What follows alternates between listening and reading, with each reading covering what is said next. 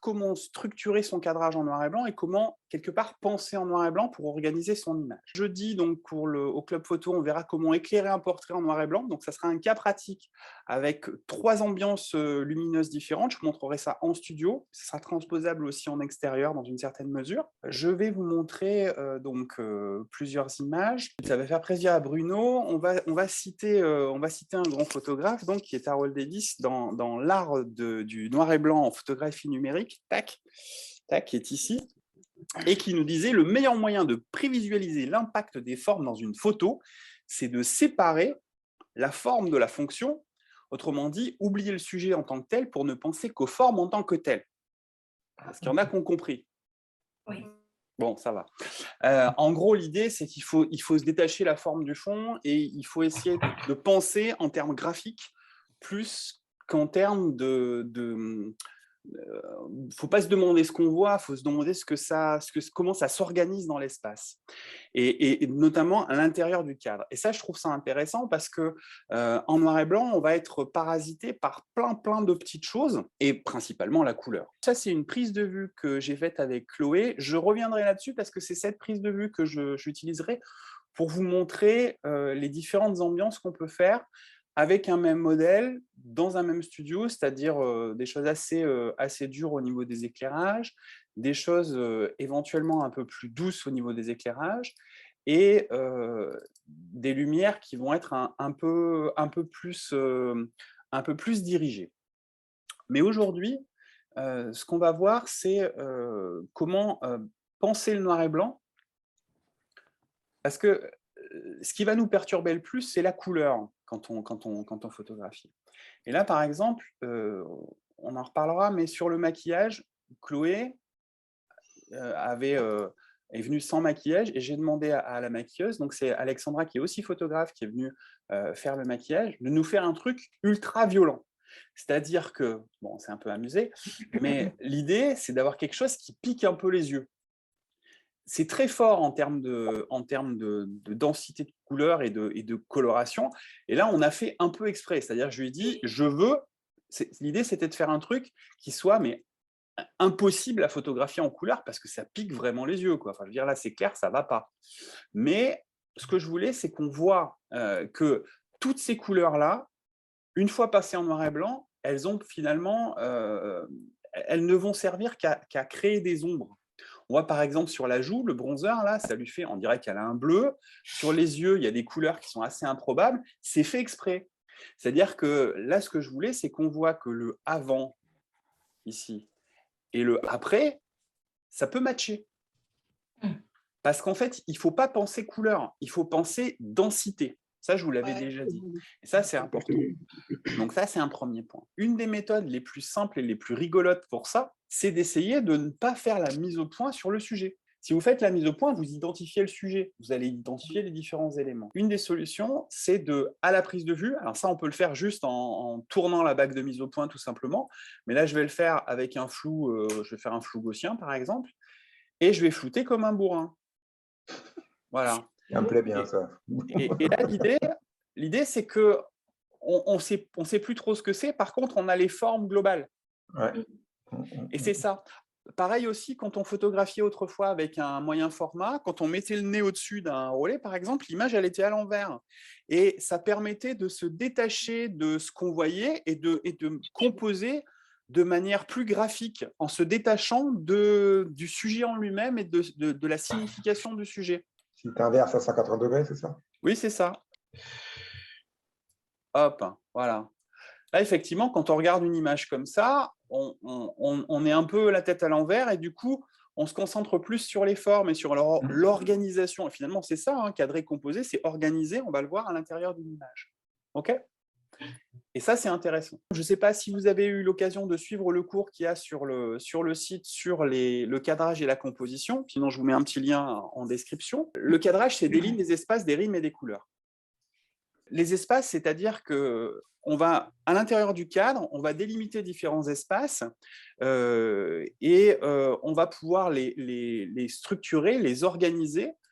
Je vais passer dans mon outil de recadrage et on voit qu'il y a différentes grilles possibles qui nous permettent de positionner nos sujets différemment.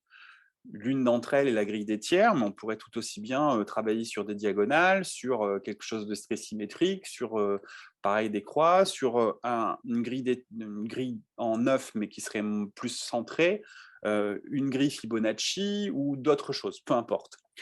Et en fait, on va pouvoir délimiter les espaces et structurer l'image au niveau des espaces en positionnant notre sujet sur différentes lignes de force et sur différents points de force. Là encore, pas d'obligation, c'est-à-dire que la logique de règle des tiers, c'est une règle au sens double décimètre, on est bien d'accord, hein. On n'est pas sur une règle à respecter. Et on va pouvoir positionner ces différents espaces comme ça. Ensuite, donc on a des lignes qui vont se positionner à différents endroits de l'image sur ces grilles et qui vont nous délimiter des espaces. Donc les deux sont liés. Ensuite, il y a des rythmes, c'est-à-dire que la succession des lignes et la succession d'espaces, c'est ça qui crée des rythmes. Et pour pouvoir délimiter ces lignes et ces espaces, on va jouer sur les formes du modèle, c'est-à-dire les bras, les lignes que forme aussi le regard, les ombres, dont on va voir dans le prochain cours qu'on peut les rendre plus ou moins durs ou plus ou moins doux, c'est-à-dire plus ou moins délimités. Ici, on a des ombres qui sont relativement dures, bien délimitées. Donc, j'ai utilisé un outil de modelage spécifique, mais là, sur cette autre photo, on a des ombres qui sont douces. Donc, on va plus jouer sur les parties claires et les parties sombres avec des transitions qui vont être tout en douceur. Là aussi, on joue sur la couleur claire de la peau, le sombre de la robe, le sombre de l'arrière-plan, en dosant aussi l'arrière-plan pour qu'on ait un petit peu de relief, mais on va jouer en permanence sur la délimitation de ces différents espaces et de ces lignes pour structurer notre image. Est-ce que ça vous parle tout ça?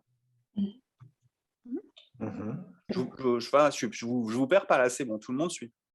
Oui, oui. Voilà. Oui, oui. Donc, on a les espaces, on a les lignes, pardon, on a les espaces, on a les rythmes, et normalement, en temps normal, on a les couleurs. Sauf que en noir et blanc, on n'a pas les couleurs. Donc, on ne va plus penser couleurs, on va penser, pour ça que je vous ai fait un petit rappel au début sur le maquillage, on ne va plus penser couleurs, on va penser densité de couleurs. C'est-à-dire que plus une couleur sera sombre, plus elle va être, ça va nous faire un gris foncé, plus une couleur sera claire, plus ça va nous faire un gris clair. Et après, on jouera sur ça. Mais là, par exemple, c'est assez rigolo parce que sur cette image, on le voit le contraste entre la robe, rose, la veste et le chapeau rouge, la peau qui est beaucoup plus claire et l'arrière-plan qui est sombre. Là, on a des contrastes de couleurs. Quand on passe en noir et blanc, c'est plus la même. C'est-à-dire que la seule chose qu'on va retenir, c'est les différentes densités. C'est-à-dire que le rose et le rouge, le rose un peu foncé et le rouge un peu clair, ils se fondent. C'est les mêmes ici. Là. Si on zoome un peu à cet endroit-là, il n'y a pas un gros delta entre... Enfin, qui pourrait dire lequel est le rouge et lequel est le rose, sans avoir vu la photo avant, vous voyez ? Donc, il faut oublier la couleur et penser juste à la densité. Et après, quand on structure son cadrage, c'est ça, en fait, penser en noir et blanc. C'est oublier la couleur et penser densité et penser structure. Ligne foncée, ligne claire. Et c'est tout ça qui va nous permettre, en fonction des lignes, de délimiter des espaces, en fonction des espaces et des lignes qui vont se juxtaposer, se succéder, créer des rythmes. Et on revient un petit peu au départ parce que les lignes et les espaces vont être déterminés non pas par la couleur, mais par la densité des niveaux de gris. Voilà. C'est ça le truc, quoi, qui nous permet de construire une composition. Et après, il faut faire simple parce que l'idée, c'est quand même de pouvoir structurer des choses assez simplement. Je vous expliquerai comment on a choisi d'éclairer différemment en fonction des différents vêtements. On verra ça dans le prochain cours parce que sinon ça serait un petit peu long. Pas de questions? Non. Non, c'est bon. C'est que j'ai été clair ou c'est que j'ai perdu tout le monde? Non, c'est clair. C'est clair? C'est bien, c'est clair. Ok. Il y a un bouquin qui est très très bien, donc c'est justement le bouquin d'Harold Davis sur l'art du noir et blanc en numérique, qui explique plein de choses. c'est vraiment intéressant. Et il y a aussi des petites parties sur la retouche et notamment aussi sur la photo avec un smartphone. Pour les gens qui débutent, ça peut être intéressant. Si vous, plus spécifiquement sur le cadrage, l'un des cours qui fait partie des cours, enfin tous les cours, vous pouvez y avoir accès dans le cadre du club, c'est la formation 5 sur la maîtrise du cadrage et de la composition. Donc là, vous allez retrouver en fait tous les éléments d'information dont vous avez besoin. N'hésitez pas à revoir le cours.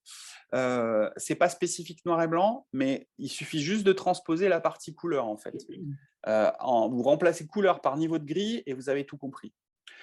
Sinon, d'une manière générale, vous avez toujours accès dans le cadre du club à tous les enregistrements des visios, mais ce que j'ai fait, c'est que je vous ai créé un module spécifique qui est réservé aux membres du club dans lequel j'ai regroupé toutes les parties, la petite partie du cours aujourd'hui, je vais aussi la mettre dedans, toutes les parties qui correspondent au portrait en noir et blanc. Comme ça fera un module spécifique où il y aura tout sur le portrait en noir et blanc.